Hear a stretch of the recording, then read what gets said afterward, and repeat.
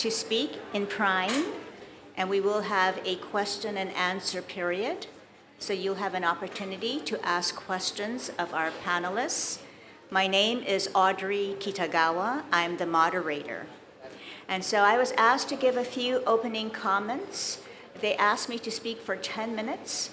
However, I would prefer to give more time to the panelists, and I'll just share some preliminary comments that are pretty uplifting in light of the historic challenges on women's empowerment. So welcome, everyone. And I begin with the positive news. When I landed in New Delhi, I picked up a few newspapers, and when I opened up the Times Nation, I saw a huge two-page article. Am I speaking too closely into the mic? Okay, no. There's a huge two-page article. Be careful with the microphone.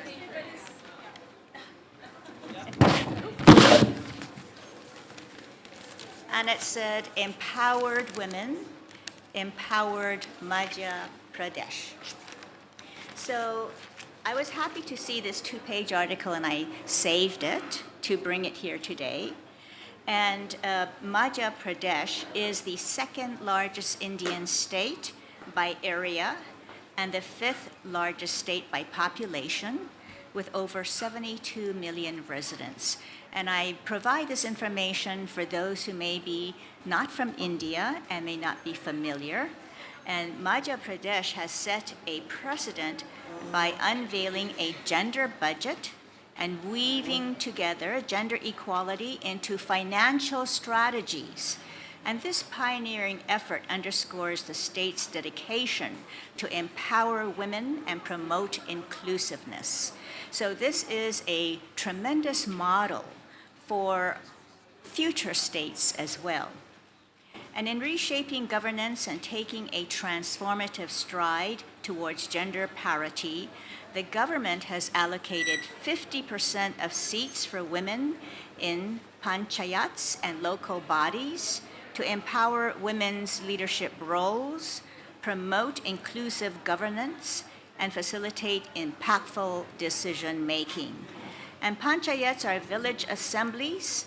I know all of you who have grown up and live in India know what they are, but for the benefit of those who are from out of country. So they are village assemblies, traditionally have consisted of wise and respected elders chosen and accepted by the local community. And these assemblies settle disputes between both individuals and villages. However, there are varying forms of such assemblies, and now 50% of these assemblies will have women representatives.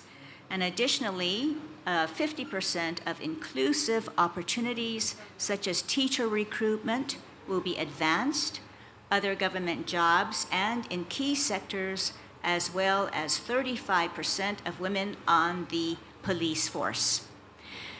And I posit that conferences such as these, initiatives such as these undertaken by the governments are very important, and including the international legal instruments, which is very important for me to study because I am an attorney by profession, and so is Bonnie Dougal here.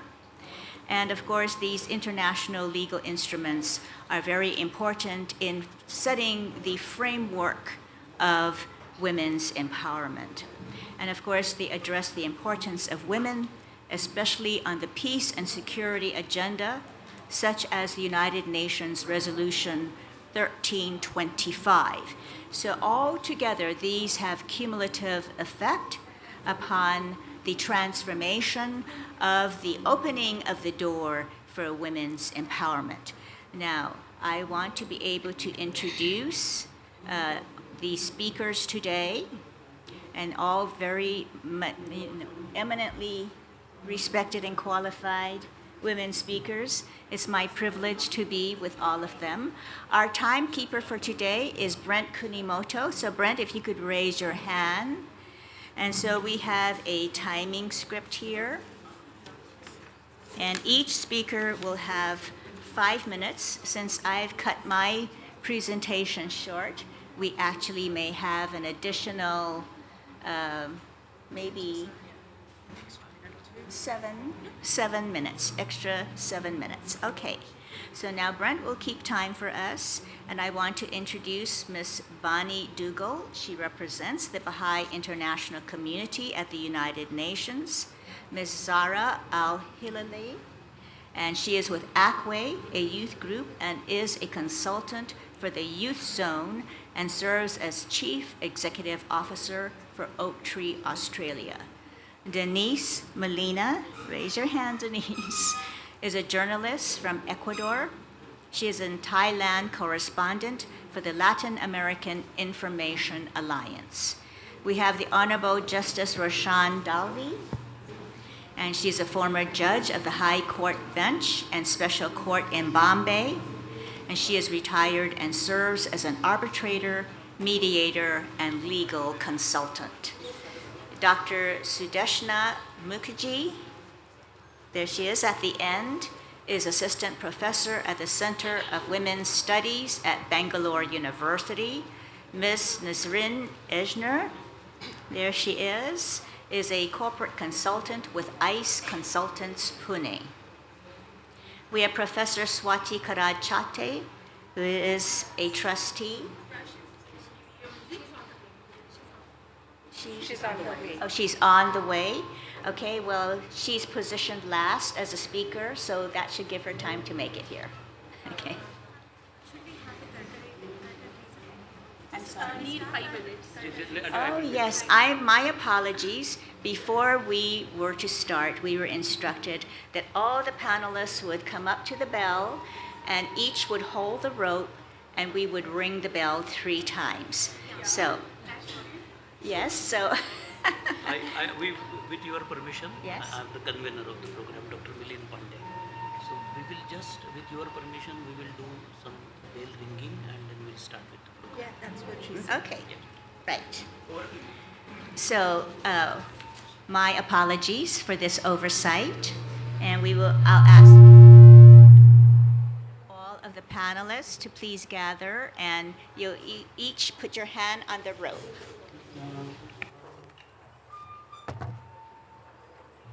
The World Peace Bill.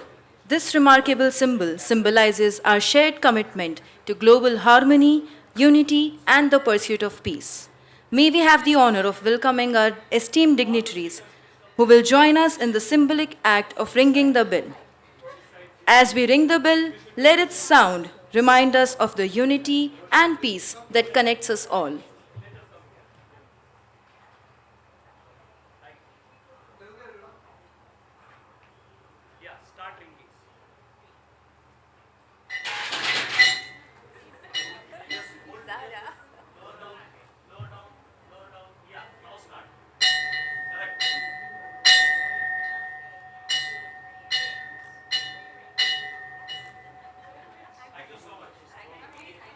Thank you so much. I request you all to be please seated.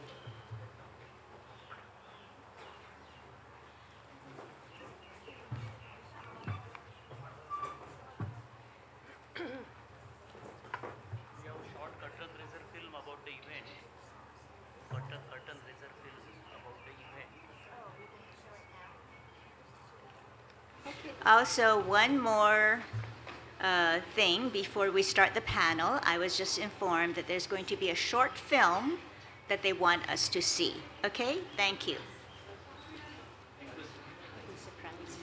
Someone rightly said, regardless of where we live or what language we speak, a smile has the incredible power to heal. Everyone smiles in the same language, and that's what brings us all together. Namaste, delegates. On behalf of the G20 Interfaith Forum, in collaboration with MIT World Peace University and the Interfaith Alliance for Safer Communities, I, Parivi Brahmbhatt, your host, welcomes you to this magnificent Nelson Mandela Hall. The G20 Interfaith Forum, launched in 2014 during Australia's G20 presidency, brings together diverse religious communities to influence global agendas. By uniting visionary leaders, it seeks innovative solutions, fosters dialogue, and inspires positive change.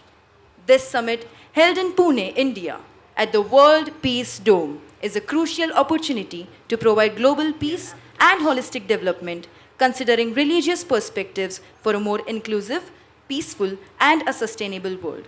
So now, ladies and gentlemen, it is with great anticipation and enthusiasm that now I hand over the reins of this pivotal G20 breakout session on women empowerment to our esteemed session moderators, Dr. Swapna Saoji and Dr. Renuka Suryavanshi. Their expertise and dedication will guide us through an enlightening discussion. Please join me in welcoming them to lead us on this path towards a more inclusive and equitable world. Over to you, ma'am.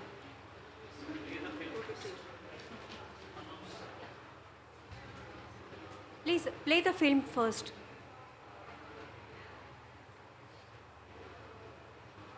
So TV is this side, but you can see there also.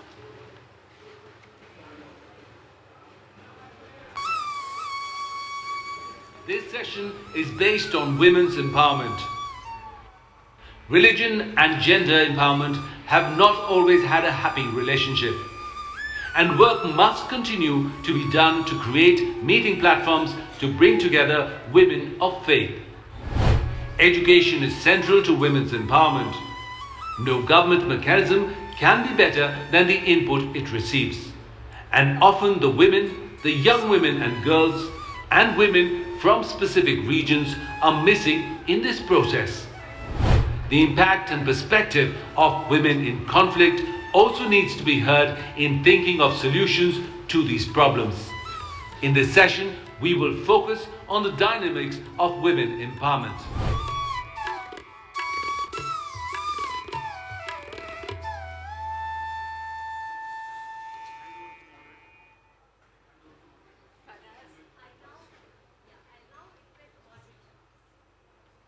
I'll now request the moderator to please initiate the process. Please take the charge. Okay, thank you so much, everyone.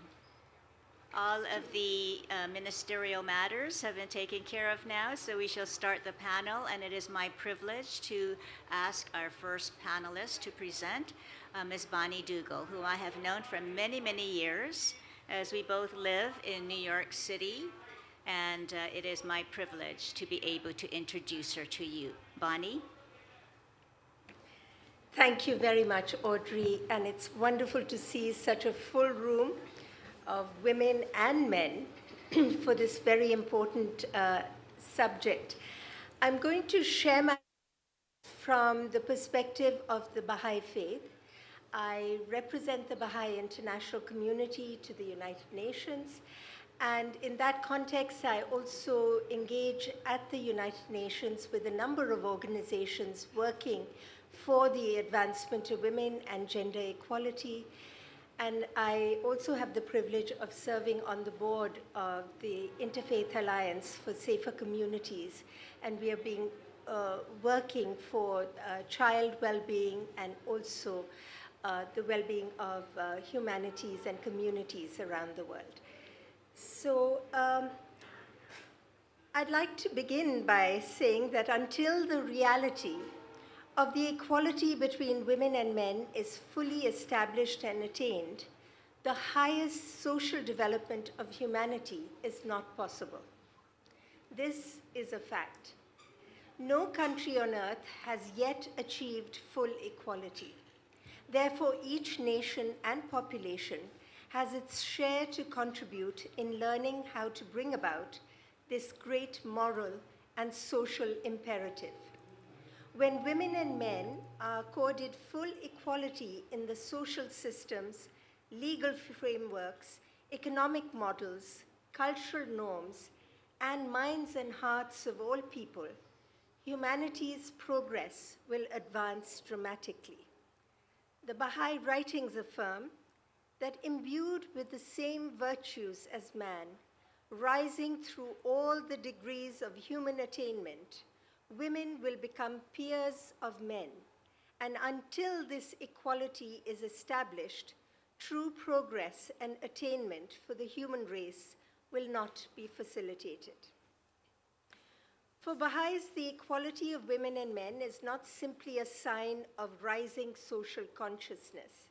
Rather, it's a divine reality ordained by one creator. Women and men have been and will always be equal in the sight of God, wrote Baha'u'llah, the founder of the Baha'i faith. Such words central to Baha'i identity and practice are first and foremost a call to action. For equality is not just the lived reality for vast segments of humanity, and in some parts of the world, women face discrimination that is overt and unbiased and unabashed, enshrined into law and codified into policy. In other parts, greater, pernicious, and a stubborn linking of female worth with sexuality and shallow definitions of physical beauty, for example, or the need to adopt distorted conceptions of male identity to be found acceptable for positions of leadership. Inherited norms of what is acceptable between the sexes have been shaken to their foundations in recent years. To take just one example, in business and government, entertainment and sport, and sadly, in religious institutions as well, incidents of abuse that until recently would have been concealed have been roundly and publicly condemned. This has been captured in popular consciousness by various movements and campaigns that seek to give visibility to experiences that were previously confined to the personal and the private.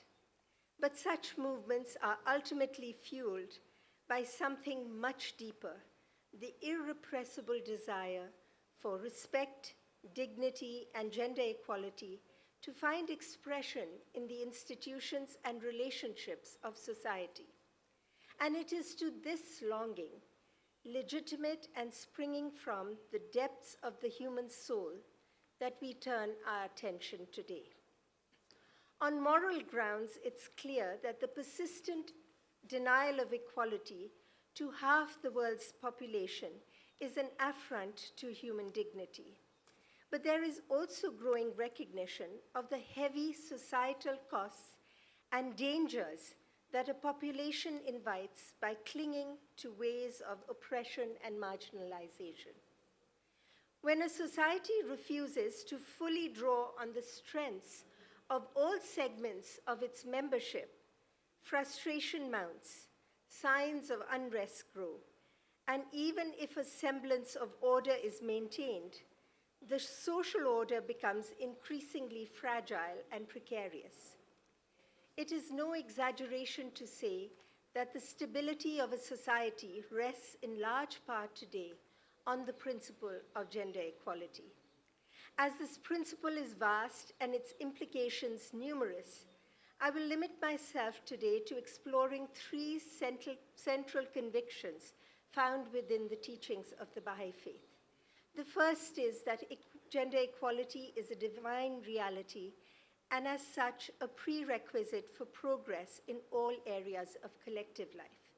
The second is that humanity is approaching its age of collective maturity, and that inequality of any kind, particularly gender, is a form of prejudice which is incompatible with maturity. And the third is that religion will be central to generating the commitment and determination needed to bring about a society reflecting true gender equality. So, given these formal remarks, I think the first challenge would be that it is to the advantage of men and women equally that there be the advancement of women and gender equality. Because if we cannot have a peaceful society without such equality, it is to the benefit of men as much as it is to that of women. And I look forward to the questions later. Thank you.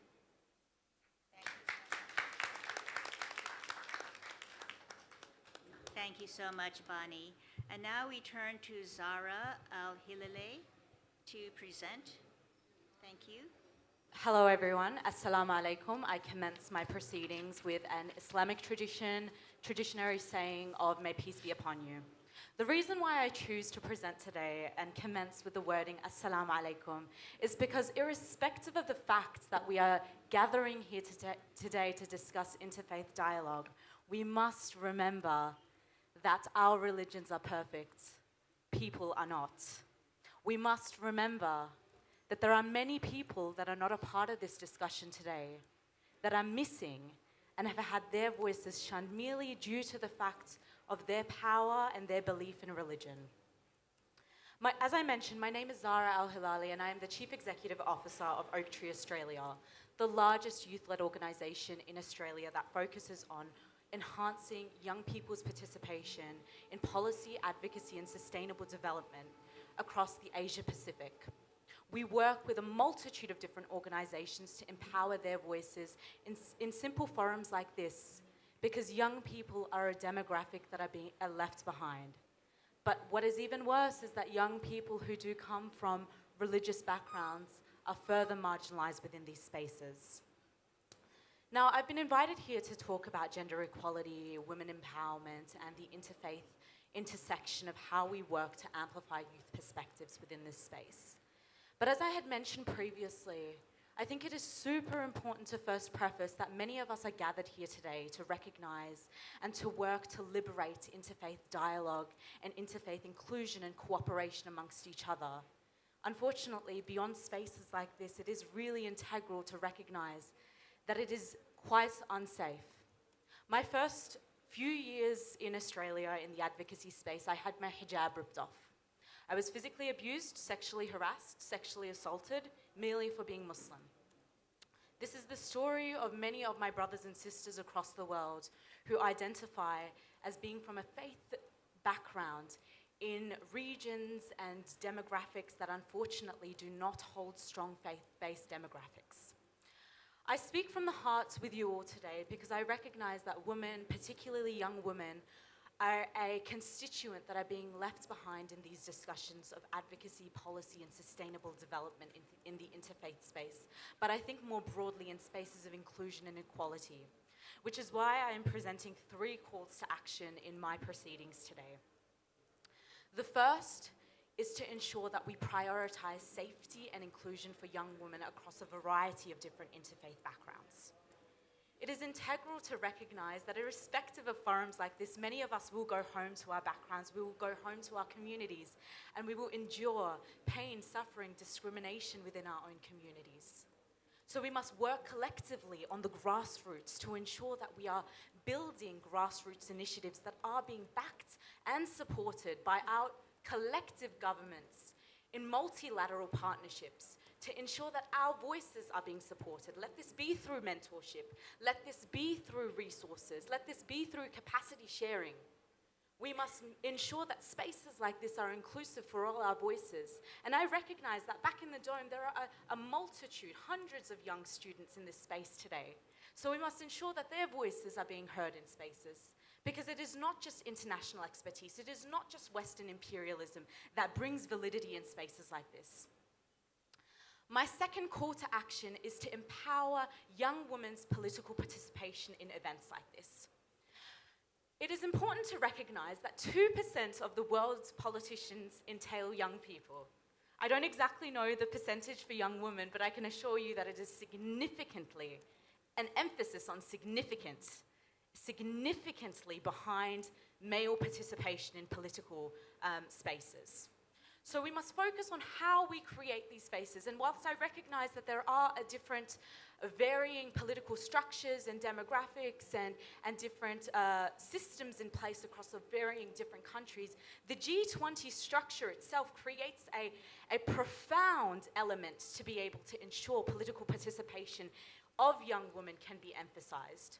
Whilst I understand the Y20 processes are in place and have previously passed in the past 2 months, spaces like this are meaningless if we fail to intersect both the G20 Interfaith, the G20 itself, and other G20 processes with young leaders who are working on the grassroots to emphasize global discourse for gender equality.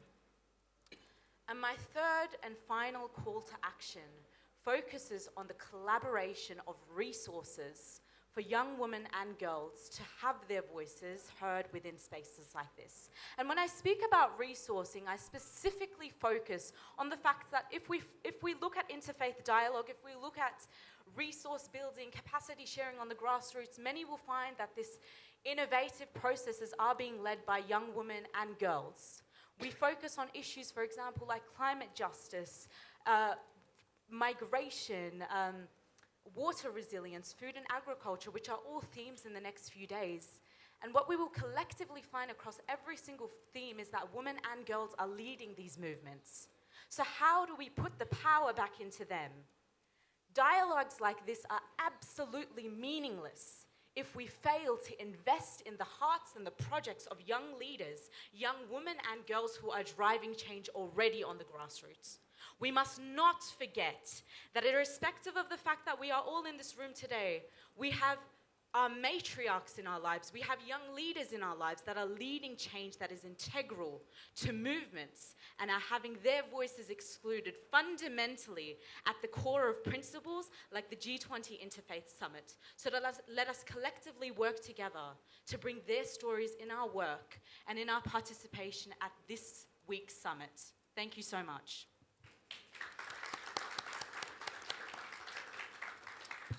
Thank you so much, Sarah. So now we turn to Denise Molina. With a question. Who says that we are the weaker sex? We are women.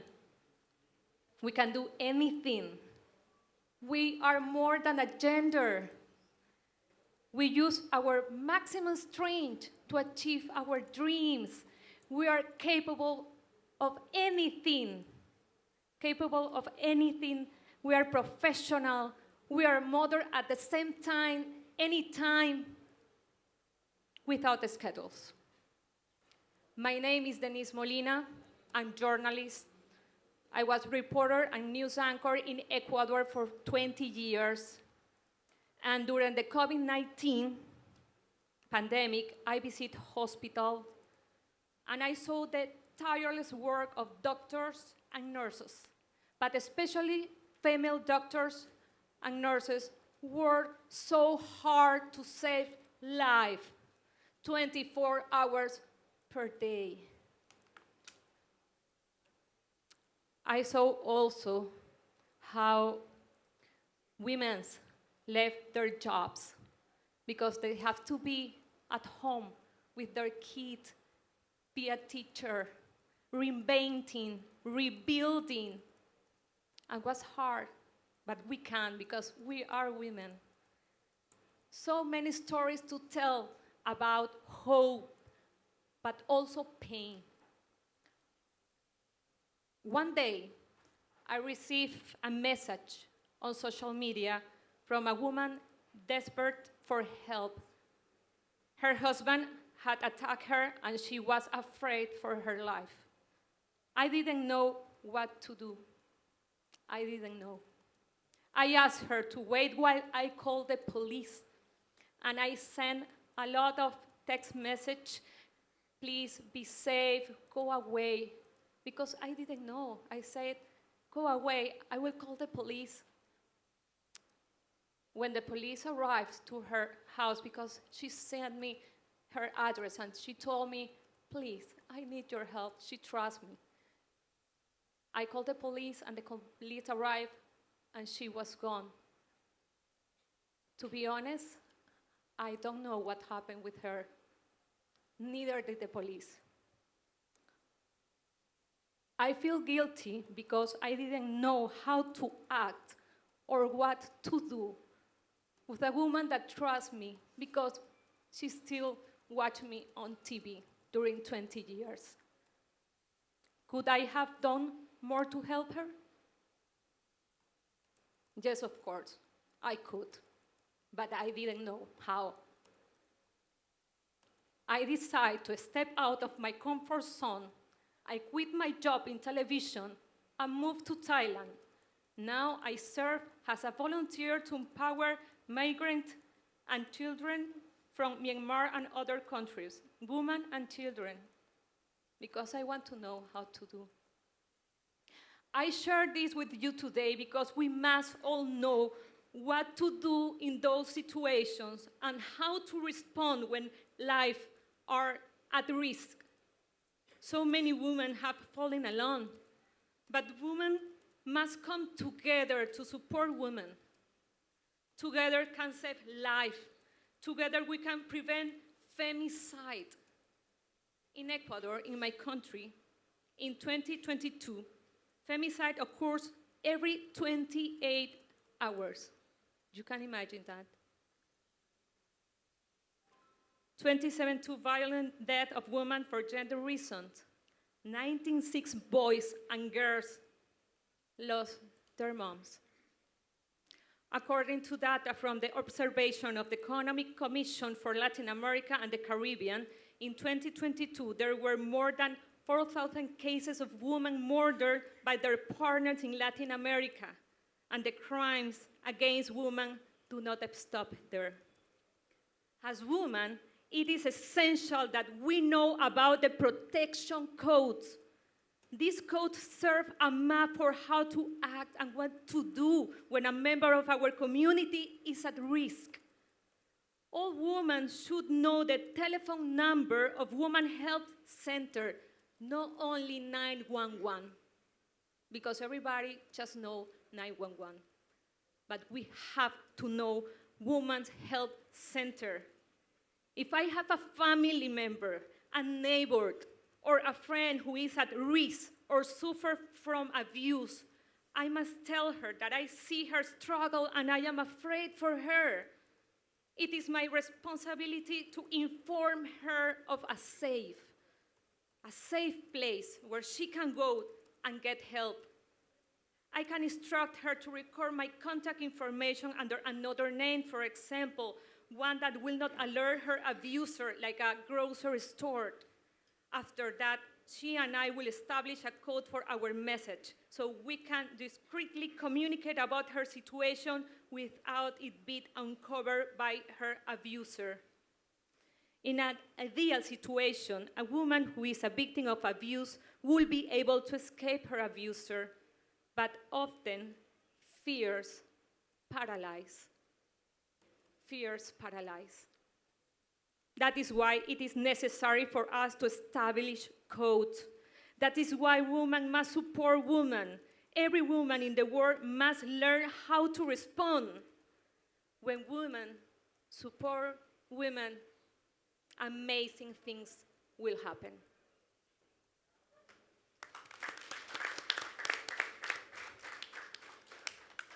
Thank you so much, Denise. And now we go to Justice Roshan Dalvi. Good morning, friends. We have been talking about what are the various things required to be done to bring women on par with men in every society, and every religion says that. Now, this is a part of what I would call good thoughts, good words, good deeds. And it begins at home. I will tell you about two small principles. If they are always followed, everything will fall in place. And one is, first, we begin with ourselves. We begin with our family. And what is called nature and nurture. We nurture everyone similarly as nature has established. Now, once we do that, friends, and the ground level is set, and when boys and girls come up together, study together, work together, think together, create together, they respect one another. That is the very first principle that everyone in the society can bring to book. The second is that all the time when we are talking about women empowerment, and we mean women and children, and that takes in about half the world's population, we have rooms full of women. When we are reading books, books are written by women. But what we really require is that men come out and say that women empowerment is what will empower all of us. And our family consists of not only men, we've got mothers, grandmothers, sisters, daughters, all of them whom we should put on par. There are two good NGOs who are doing that. One is in the United Nations, He for She. And one is in our country, MAVA, Men Against Violence and Abuse. Now when men come out and say that we don't accept this, this is unacceptable, and we treat everyone equally because we are equal, I tell you friends, things will fall in place and we will not require special programs for finance or economics. And as Zara said, it will not be substantially or significantly a different world. That is the good thoughts, good words, and good deeds that we have been spoken about. Now, how, friends, do we achieve these two things that I've told you that we must achieve to get everything which falls in place? I would give you words only through our alphabet. We go A to Z, most of the alphabets are covered. Now, when we have gender awareness, we should have gender appreciation. When we say we don't want gender bias, or we should have gender balance. When we say these are gender concerns, we should have gender care. We don't want gender discrimination, we must have gender development. We must have gender diversity. In equality and empowerment that we are talking about today, that is E, we have both equality and equity. Equity is even more important than equality because it takes in the merits of each case. Then, friends, when we go to F, we should have relations which are gender-friendly with gender fairness. When we go to G, we find that there should not be gender gap between men and women and between all of us in the society. When we are working, as she said, we can do anything. Give us a chance to do anything.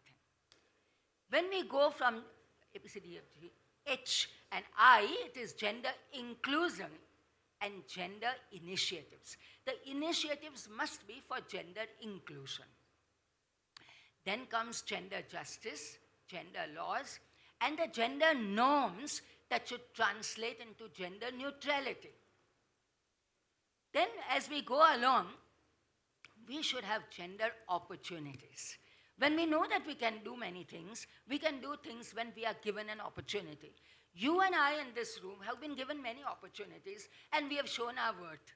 But what about those who have not been given opportunities? And that opportunity should come from birth, the nature and nurture principle. And therefore, friends, I say that for that opportunity, we have this slogan, Beti Bachao, Beti Padhao, Beti Bachao. Teach the girl child, save the girl child. I would say, Beta Padhao, Beti Bachao. Teach the boy and save the girl. Right from the beginning, if boys learn that we are equal, we must respect each other. When we dance together. When we study together. All those opportunities will come. And then we go to P, the gender perspectives and the gender perceptions. Generally, we talk about employment and we talk about domestic violence or things like that. But there are hundreds of gender perspectives and gender perceptions. I've written about them in my book exactly for this purpose. And I call this book Woman, Her Trials and Triumphs. I'm not going to sell the book, but I am going to sell the idea. Okay? Then, therefore, we have gender quality. The quality that we see in whoever is the candidate. He may be a man or a woman, a girl or a boy.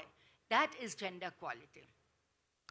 That is how gender realities of today will become gender relations of tomorrow. And after that, we have complete gender sensitization and gender transformation.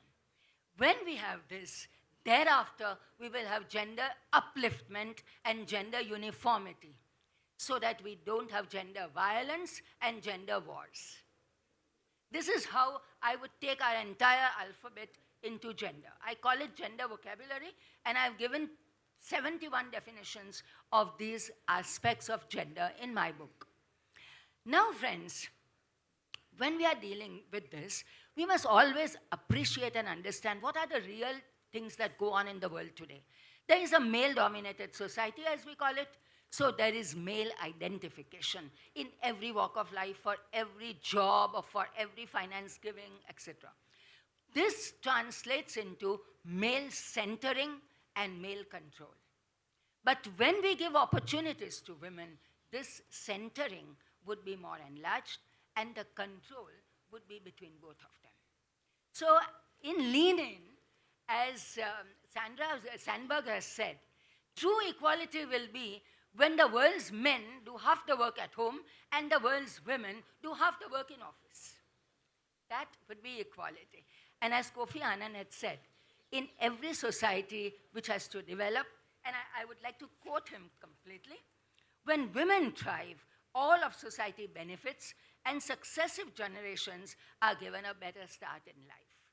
And I hope that better start comes from us. That is the first good thought, good words, and good deeds. Thank you, friends, and all the best in this endeavor.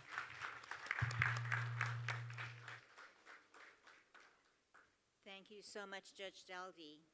So now we will go to Dr. Sudeshna Mukherjee.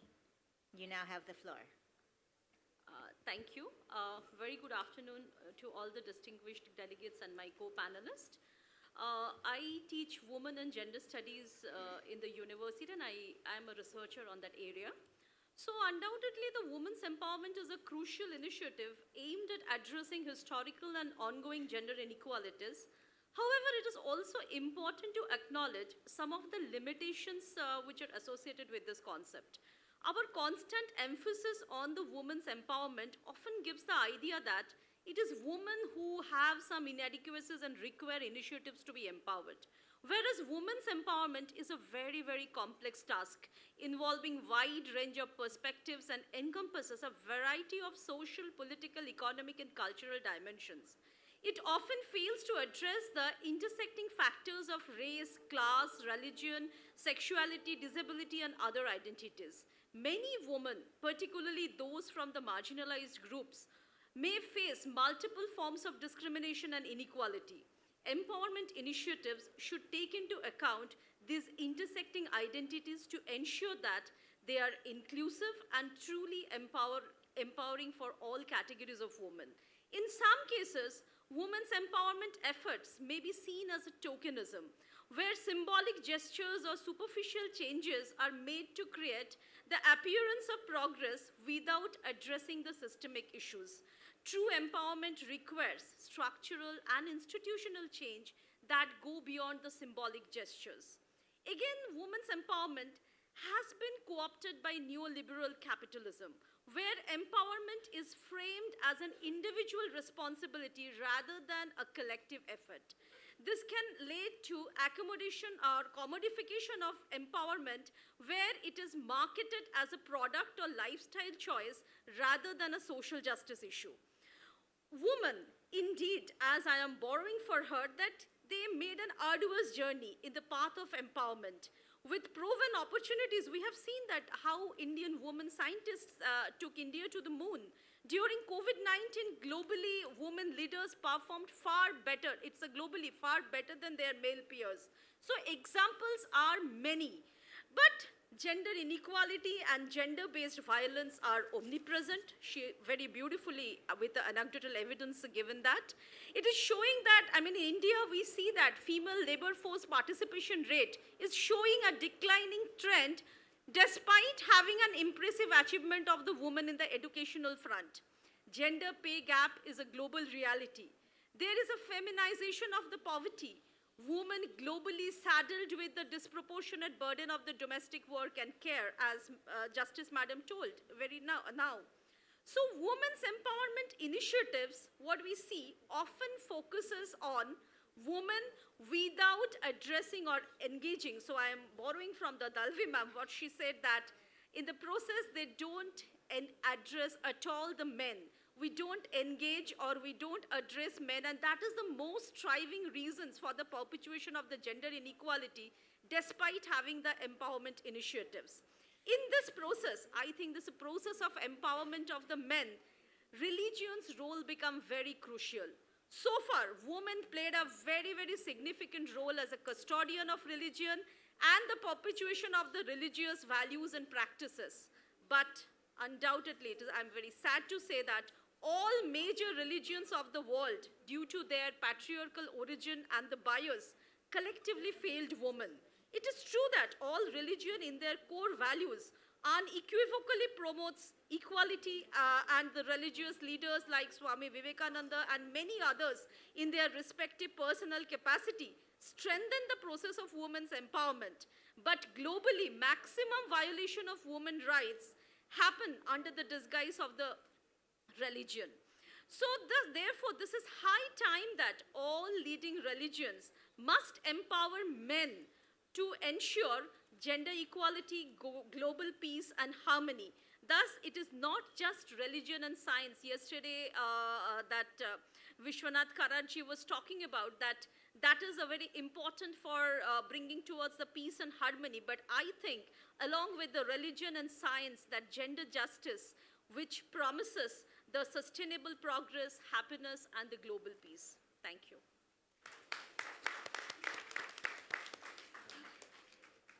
Thank you so much, Dr. Mukherjee. And now we will go to Nazrin Ejner.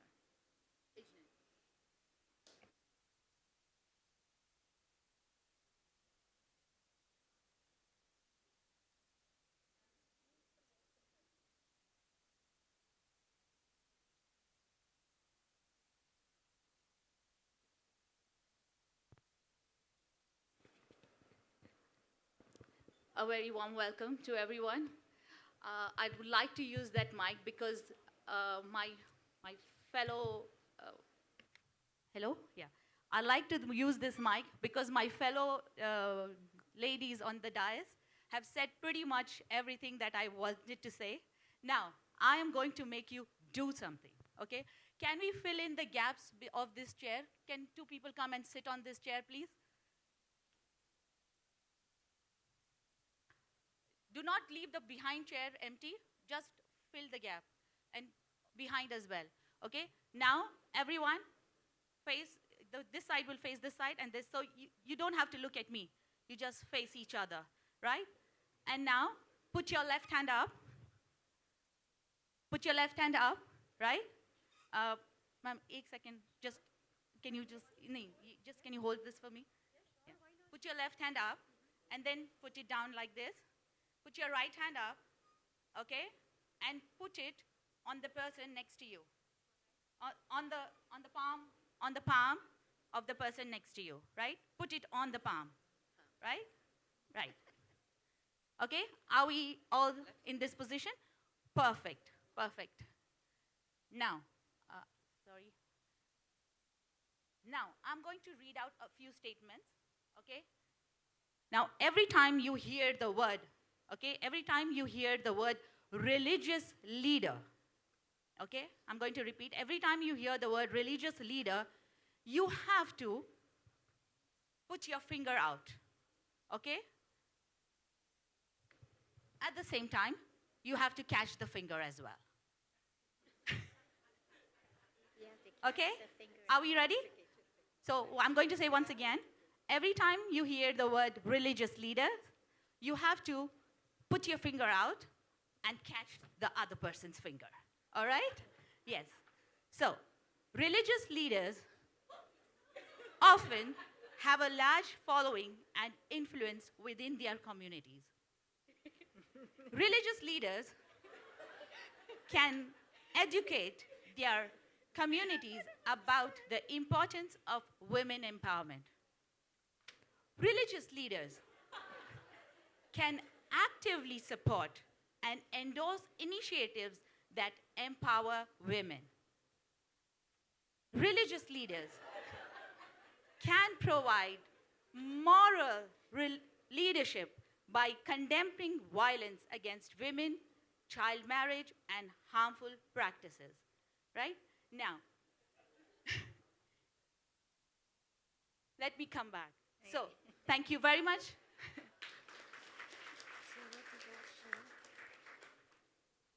So what did we first do? We filled in the gaps, okay? The next, what do we usually do? We try to save ourselves, but oppress somebody else. While we are rising, we are also oppressing someone else, right? And this is not only for women or men, it is from every aspect of society, right? Now, so with this, I'm not going to give you the numbers. I'm not going to, because the numbers have been covered by my friends, and the alphabet has been beautifully covered by my Justice Madam. So I'm going to say I'm into skill development, okay? And my introduction for today is I'm Nasreen Ijner. I'm the proud alumni of 1998 from MIT WPU. So as my journey went from an engineer to, an oil and gas expert in the Middle East, where I worked for 18 years, from companies like Kuwait Oil Company to Combined Group to Bahar and Bardowil, and then I traveled the world through education in Australia. I found that everywhere is just catch and leave, catch and leave. So while you try to protect yourself, you are also trying to push somebody down, all right? So here, today as we gather in this Interfaith Summit, let us take this oath that I will rise and I will let everyone else rise. Let us get back into this position again, one more time, okay? Now, every time you hear, I won't be able to do that, you can do with her. Okay, every time you hear the word skill development, you will catch each other's, you will just hold hands. You don't need to hold a finger, you can hold a hand. So every time you hear the word skill development, you will hold hand. Skill development programs provide women with the knowledge and skills they need to enter the workforce. Skill development boosts women's self-esteem and confidence. Skill development often takes place in group settings, in communities. Skill development program, including parenting, helps conflict resolution, where families are healthier and environments are healthier. It fosters children's education and children's well-being. And women skill development becomes leaders with communities. This allows them to advocate for the needs of women and girls' rights. So, in conclusion of this, I believe that the blend of role of religious leaders and government initiatives, it is a public-private religious collaboration that can bring us to success of in any field, especially women empowerment. Thank you. Thank you so much, Nisrin. And now our final presenter will be Professor Swati Karachate. Oh, I'm sorry, she's not available. Okay. Well, I also received information that we will have to close out this panel at 1:10, even though the program says 1:30, because there'll be some presentation of some gifts to the panelists. So in any event, I will now open the floor to question and answers. And let's see if we have, and I also want to give each panelist 2 minutes for conclusory statements. So, but first we will have the question and answer period for what length of time, timekeeper? 15 minutes. Oh, I think we can give more time than that, because we'll have 2 minutes of conclusory, and there are 6 speakers, and of course I will do some conclusion too. So I think maybe 20 minutes? Okay, so the floor is now open. Would you please direct your question to the particular panelist? Don't be shy. Who would like to ask a question? Yes, the lady with her hand up. Do we have a roving mic? There's one right there. Okay.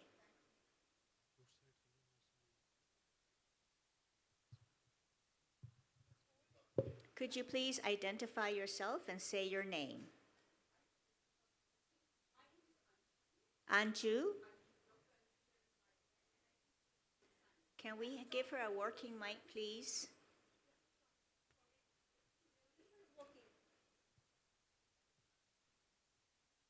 Thank you.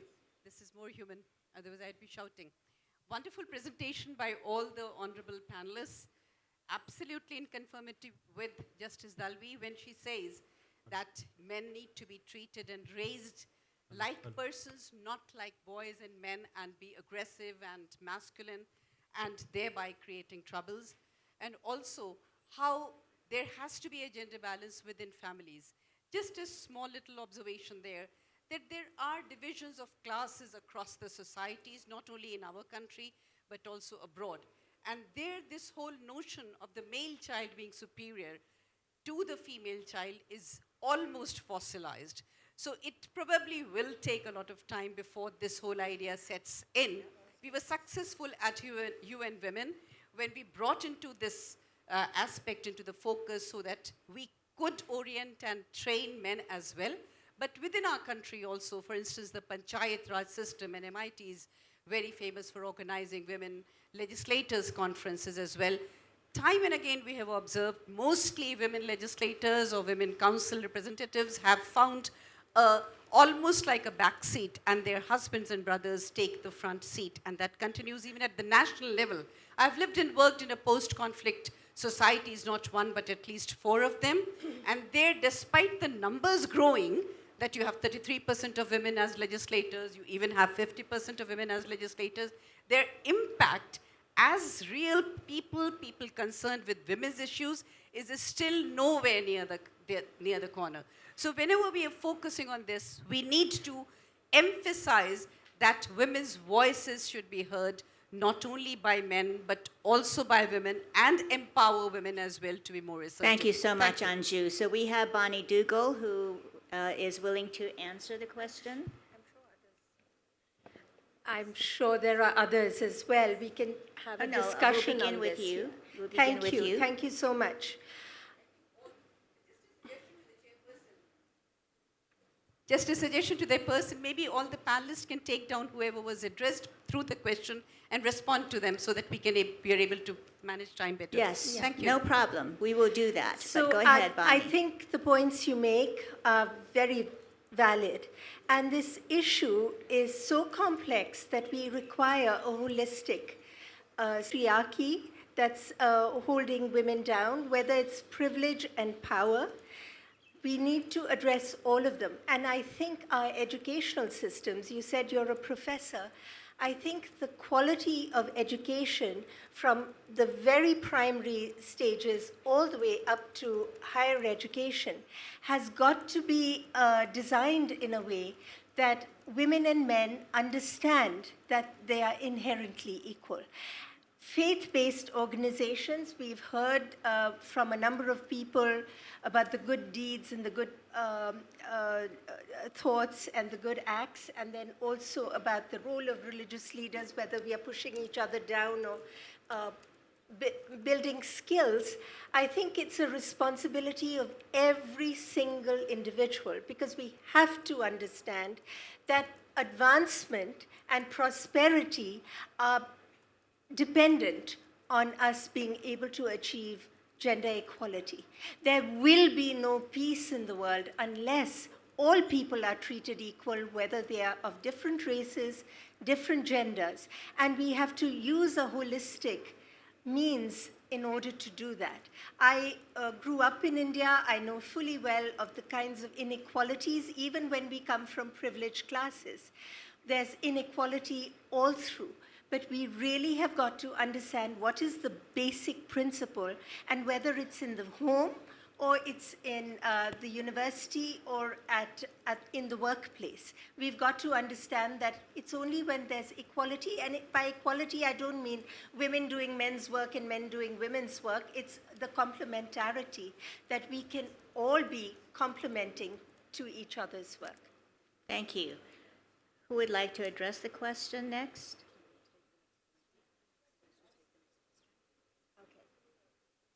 Yes, next question. Yes. Yes, doctor. Thank you. I'd like to compliment these marvelous moderators and these panelist speakers for the wonderful sharing that they've done. And I'm so proud that our Zoroastrian lady judge is with us today, Dr. Mrs. Regina Dalby. And from Ecuador also, we have the Zoroastrian College branch in Ecuador. My point is this. Our NGO, the All India Shah Berambag Society for Scientific and Educational Research, / the Zoroastrian College, is an NGO having special consultative status with the UN. And every year at the CSW meetings in the month of March, we have been sending our representatives and having our slots for presentations in the parallel sessions. My question is, year after year, our representatives are attending the CSW, but ultimately, what is the outcome? So many of our people are attending so many parallel sessions, so many side events, and what comes out of that? Nobody is collecting that, and nobody is implementing. So we need to have some kind of follow-up. I'd like to request our distinguished chairperson, because she's connected with the UN, to find out how we can actually implement. Because talk at the sessions, and talk at the side events and the parallel events leads nowhere. Yes, please. Zara? Thank you very much for your question. I too am also a former UN Women staffer, so I've worked within the UN Women Commission on the Status of Women proceedings every year. I was also the only youth representative on the core group for the Generation Equality Forum built by the government of Mexico and France. And I too have been a part of 4 different Commission on the Statuses of Women since 2019, I believe. And you're completely right. We've had about 67 commissions on the status of women this year. And there has not been one transformation in the 67 years that we've had this conference. Unfortunately, I think it's very profound to recognize that sometimes dialogues are meaningful when we connect amongst each other, but beyond spaces like this, we go back home and we don't take the wisdom, we don't take the storytelling, we don't have the demands and the multilateral relationships amongst government to work collectively between partnerships, but also within our own communities and our countries to facilitate dialogue, discussion, and meaningful progress. So my suggestion to many of these platforms is to focus rather on how we establish multilateral relationships. Because whilst we do have different member states chairing the Commission on the Status of Women every year. We have different member states part of different councils every year in the Commission on the Status of Women. Beyond the Commission on the Status of Women, we do not uphold long-term relationships. So the focus should no longer be on building momentum for the short term of the 2 weeks of the Commission on the Status of Women, but rather how we focus on long-term growth, long-term relationships over the year, which is completely missing the mark every single year. So I think that this is arguably a message that can be brought to many dialogues that we are a part of, including the G20 Interfaith community. How do we collectively work amongst each other as a room to bring our demands, to bring our solutions, our strategies, our networking, our storytelling, to go back to our communities, to establish partnerships? Because beyond spaces like this, nothing exists. Our voices are merely just in a room. There is no growth. Yes, absolutely. Anybody else would like to comment? Go ahead, Bonnie, and after Bonnie, then Denise. I just want to say a program about Prevent in Thailand, in the foundation. It's essential that women know how to communicate, raise their voice, like you said, raise their voice and make their message heard. For example, with my experience in speaking and communication, I teach women to express themselves and how best to share the valuable experience that vast majority have suffered physical and emotional abuse, Many are women with low self-esteem and extreme shyness. Often they struggle with self-expression. They prefer to remain silent. We help them find the courage to trust themselves, given the communication skill they need to reach their audience and tell their stories so other many may learn from their experience, speaking a strong and wavering voice and to communicate those body language. Bonnie? Yeah. Okay. No, go ahead, and then we'll have Bonnie. Yeah. So I would like to share that I come from a background from Middle East, and I have seen war, the Gulf War, if people in this room would remember in 1991. And when that time I was a child, and I realized that the importance of the community in conflict. I have been a refugee myself when I came in that area. So when we do a lot of work in skill development, my ICE consultant, which does a lot of work in communities. In Pune, Maharashtra, basically we have a women group, in Hindi it is called Bachat Ghar. So we work with these Bachat Ghar women to empower them financially. And in small way, I'm associated with Play for Peace, which is an American body, Play for Peace, that works under conflict communities of lower strata in society. And they have a Hindi version of that completely translated for us to communicate at local level. It is called Khel Se Mel, right? So a lot of work is happening. However, the impact is not huge as we would like to see. But I believe that transformation takes time. And we need to, raise our hands up and say, yes, well done, we have done 1% so far, and we can do little by little and go forward. Instead of just discrediting ourselves that what are we going to do, or what are we doing, or we have not made any progress. I believe even if it is a small progress, it is progress. Thank you. I just want to speak directly to your question. And you asked that when we go to the UN, because I chaired the NGO Committee on Status of Women that organizes the parallel events you were talking about. When you go to the UN, it's really an opportunity to report how India, or any country for that matter, is doing in implementing the policies that are created at the level of the UN. So to Zara's point that there's been no progress, I would disagree a little bit. The very fact that Zara is now being invited to the table is tremendous progress. The UN has realized that young people are important to the discussion. The UN has also realized that gender equality is a key component, and during the Beijing conference, we had the Beijing Platform for Action. And India and all the countries around the world have the responsibility of meeting those expectations that they made a promise to. So when civil society and organizations such as yours and yours go to the UN, the responsibility is to present a report card as to why the progress isn't happening as fast. But I would agree with Ms. Nasreen that progress is always slow. It requires changing minds and hearts and centuries of traditions that have oppressed women and that have told men that they are the privileged group.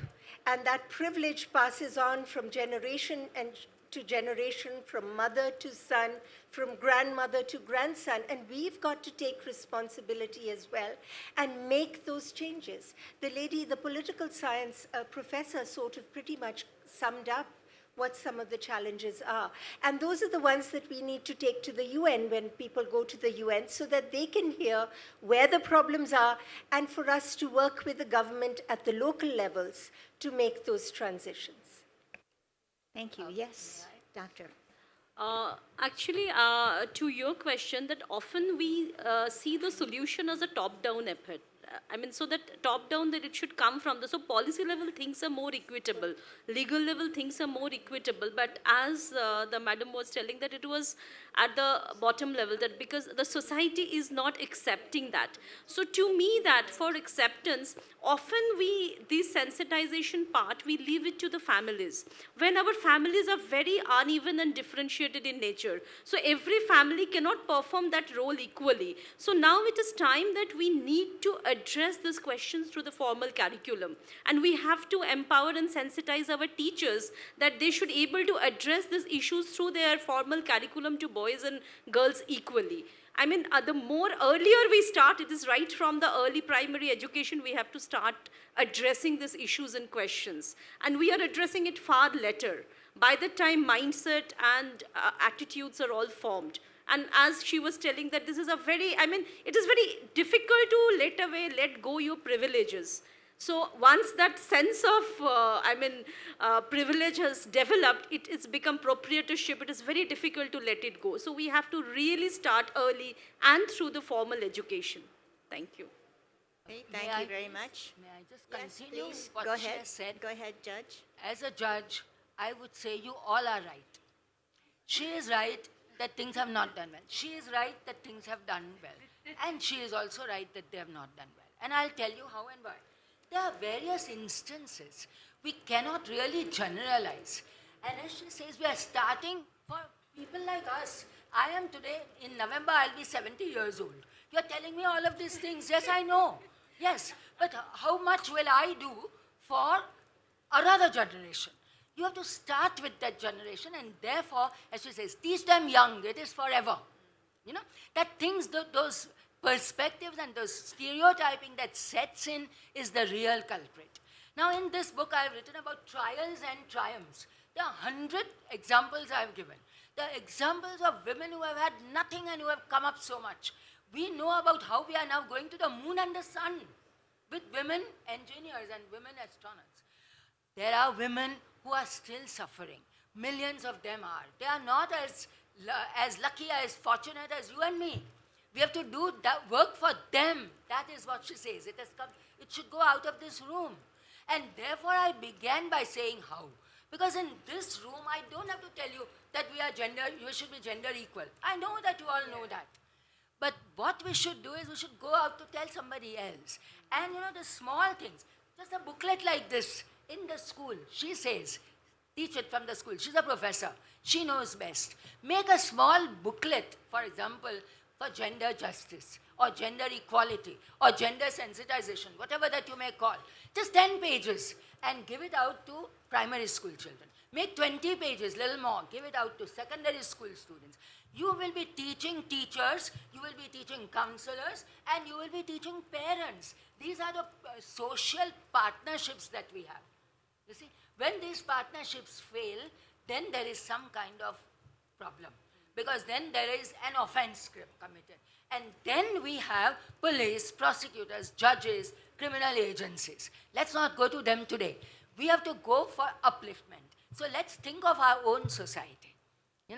Begin with the very beginning is what is my answer. Because she asked the question, how is it that this is not, and how do we do it? We do it, begin with us, and we do it. And of course, the end is, as she said, Danny said, go to the United Nations. I hope she calls you, and tell them what is happening. Now in India, we are always live in denial. And the World Economic Forum in 2021 gave a report about this gender equality amongst nations. We were 140 out of 165. Yes. So these are the things that we have to think and take lessons from and start. Thank you. Thank you so much. And Judge, can you just lift up that book so everybody can see what you were holding up? This is on child sexual abuse. What I would say is also on gender justice, like you can have on nutrition, for example. All of these are social issues and must be taught as social studies. Okay. So I'm giving you an example. This is actually meant for another session which I will be attending. But in this book, this has gone to many schools, 500 schools in Maharashtra. Okay, so Judge, if we could just show the cover, that'd be fine. It's called The Secret Touch. Okay? So this is on Thank you. sexual abuse. Thank you so much. And so we will take a final question. Yes. There's a man where? Oh, at the end. Yes, Hunter.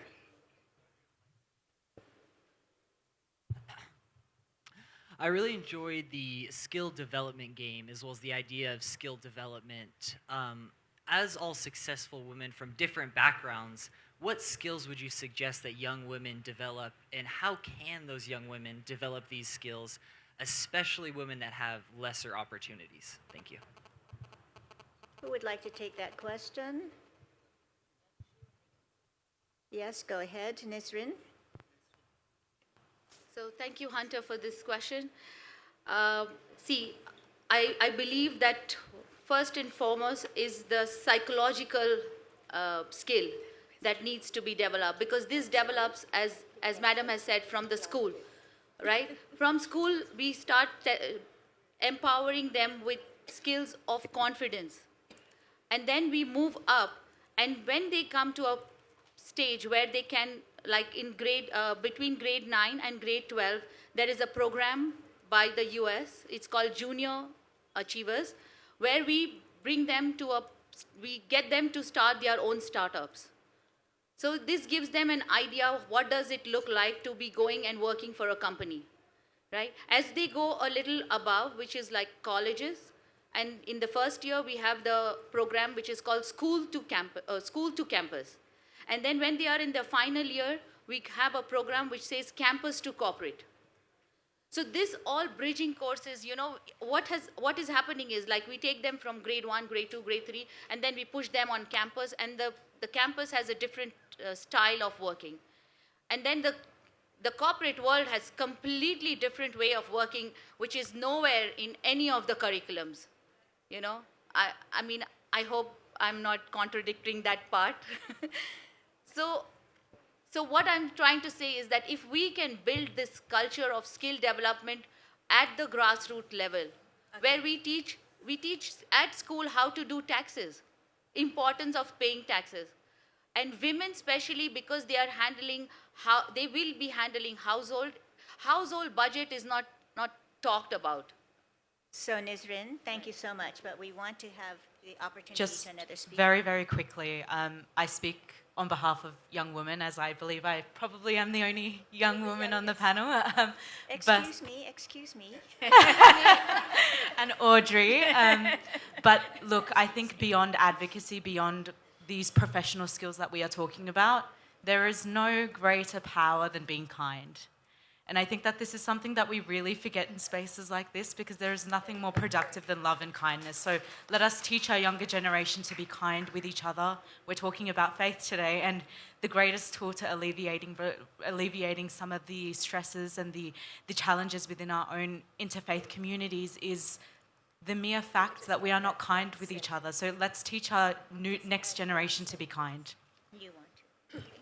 Okay, thank you. Go ahead, Bonnie. I'd just like to add to the questioner that, yes, there are many skills women could learn, but I think men and boys need to learn a lot of skills as well about equality, because it's to their advantage that women advance alongside them.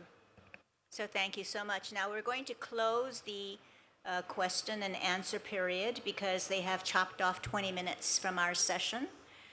So at this time, I'm going to give each panelist 2 minutes to give their concluding remarks. What would you like everybody to remember from your message today? So we begin with the judge.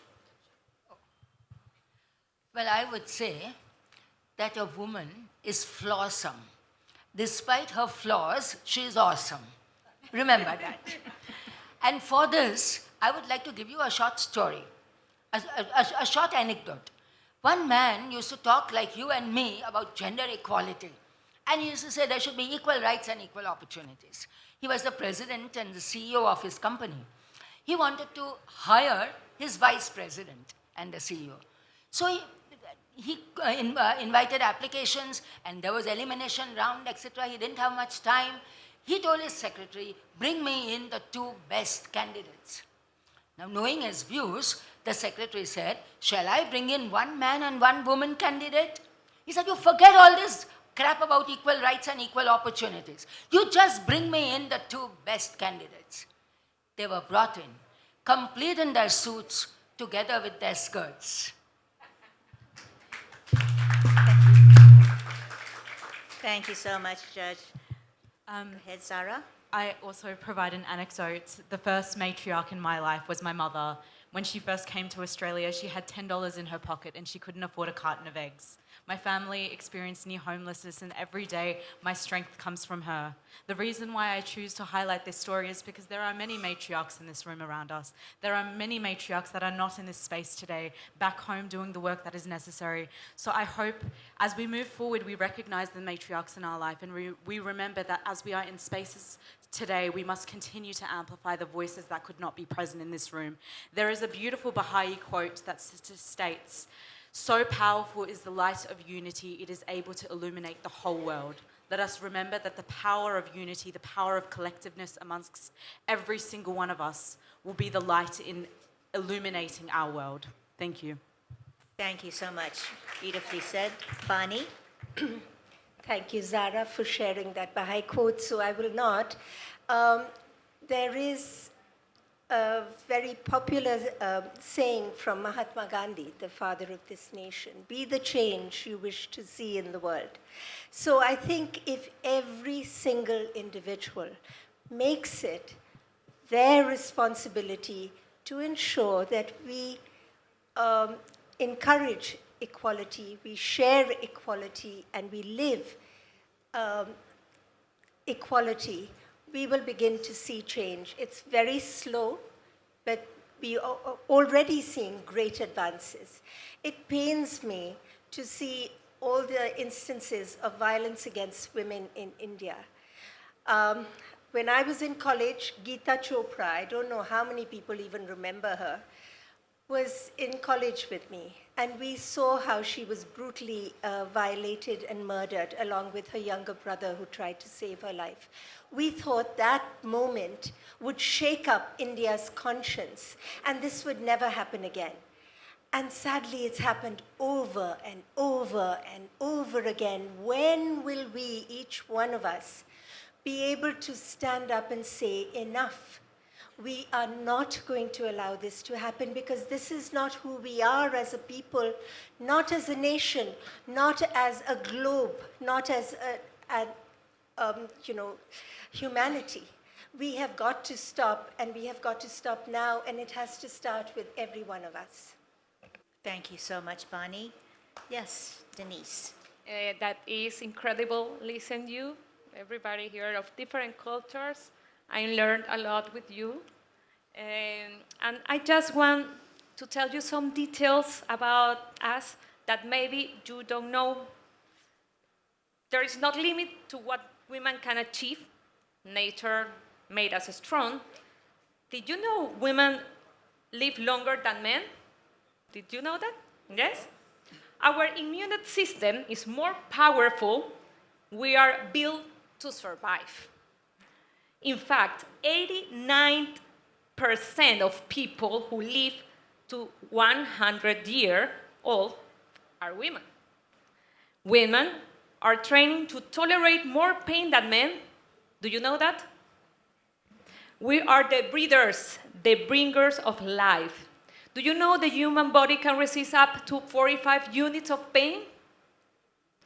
But we give birth, we can resist 57 units of pain. Do you know that? These important details? That is the same as 20 broken bones at the same time. Need I say more? Thank you. Thank you so much, Denise. So I'm in this presence of a significant number of the young men in this room. It's giving me an immense hope, and I just expect a promise from them that they should take part in this Men Can Stop Violence movement. Each single of one of you, if you take this oath, our problem will be, much reduced. So that is one hope I'm expecting, because all of us, like now, it is time for the men's empowerment. We have done enough for the women. And now we seriously need to look into our men, and I look with a lot of hope. Being a teacher, I always see these young generations are our hope.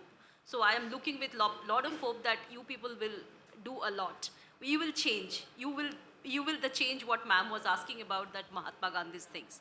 And the second thing, since this is an interfaith conference, my humble request to all the religious communities, please include women.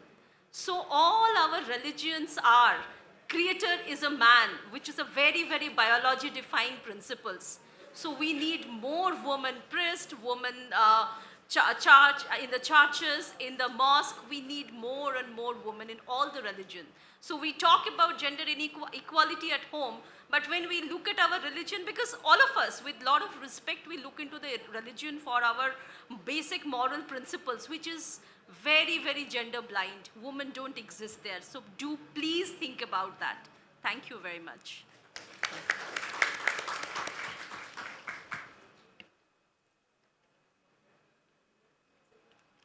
So it's my honor and privilege to go last, always.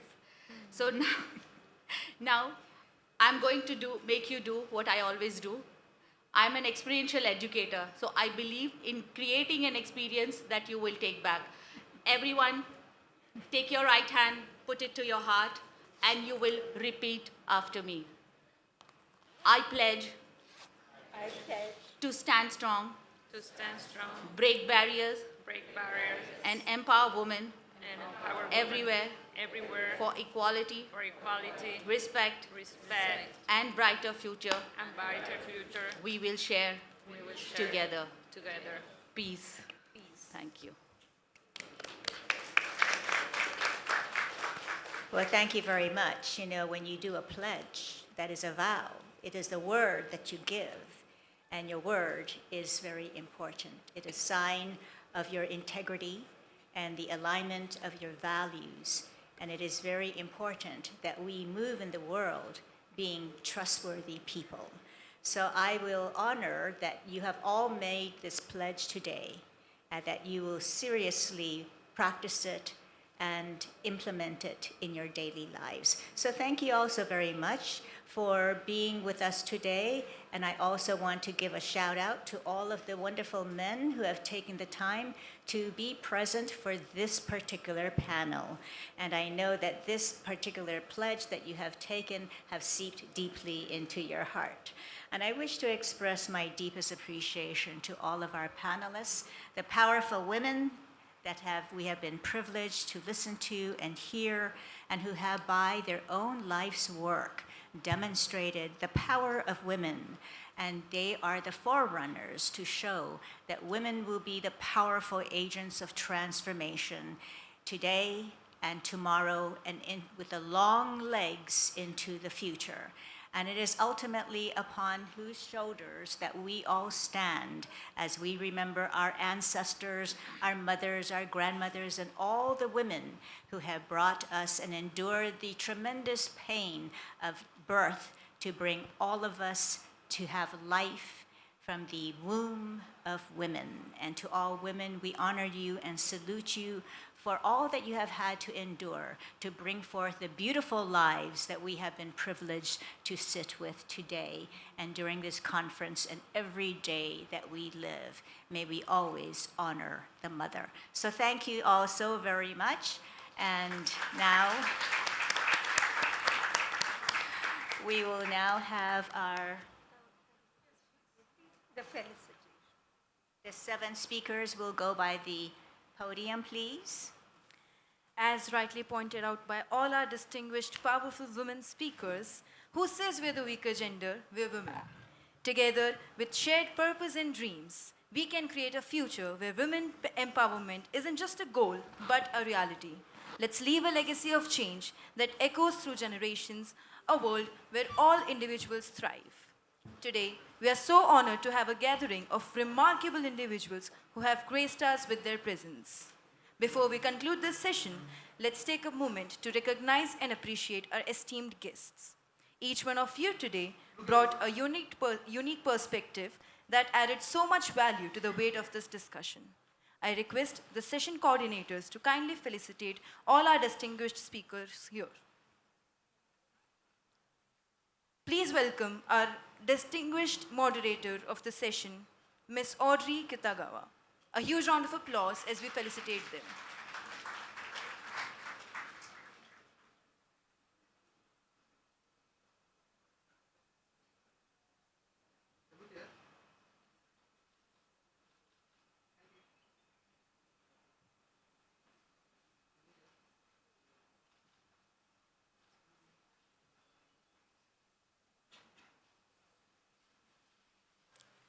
Let us all extend gratitude to Ms. Bani Dougal, a visionary leader whose contributions inspire us all.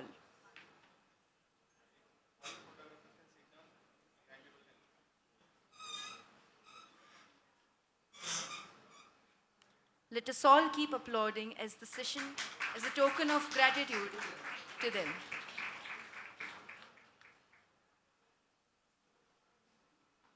Please join me in thanking our distinguished speaker, Zara.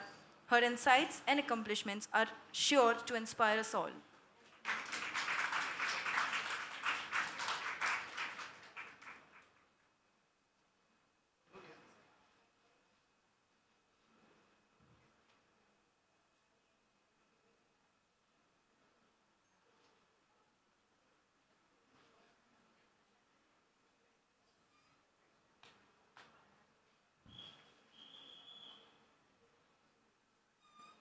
A huge thank you to the dynamic individual whose journey through journalism and advocacy has left an indelible mark, Denise Molina.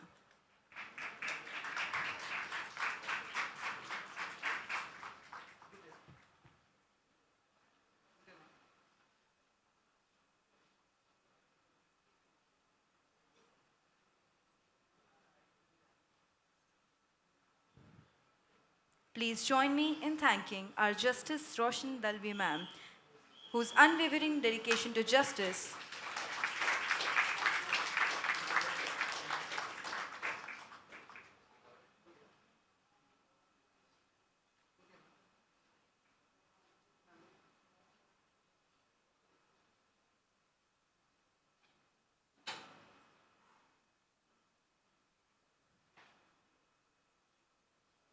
I would now like to request our session coordinator to kindly felicitate Dr. Sudeshna Mukherjee ma'am for her insightful address.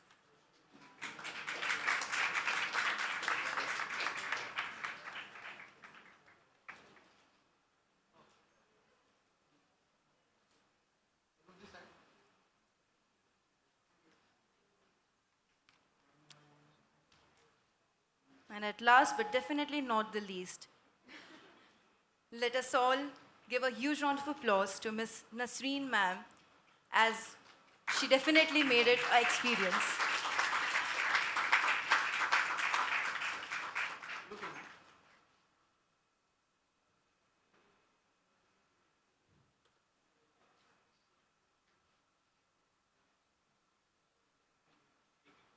Thank you so much. As we conclude this G20 breakout session on women empowerment, I extend my heartfelt gratitude to all of you. Your depth of insight, passion for change, and commitment to creating a more inclusive world have been truly inspiring.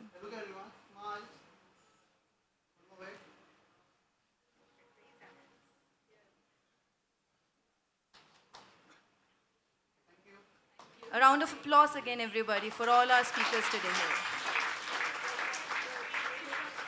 I would now like to call upon stage Dr. Renuka Suryavanshi to officially conclude this session. Thank you so much, all young ladies. Yeah, I would like to express my gratitude to everyone who made this women empowerment session possible and successful. I would also thank to all participants, speakers, session coordinator, organizer, and entire team. Your efforts have made truly possible this session successful. Let us continue to work together to empower the woman and create a more inclusive world. Thank you all for your dedication and commitment to this session. Thank you so much all. Yeah.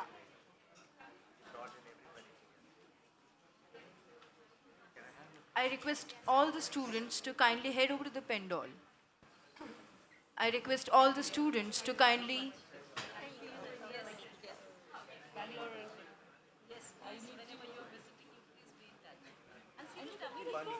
I request all the students to kindly reach the pendol from that exit of the room, the opposite exit of the room.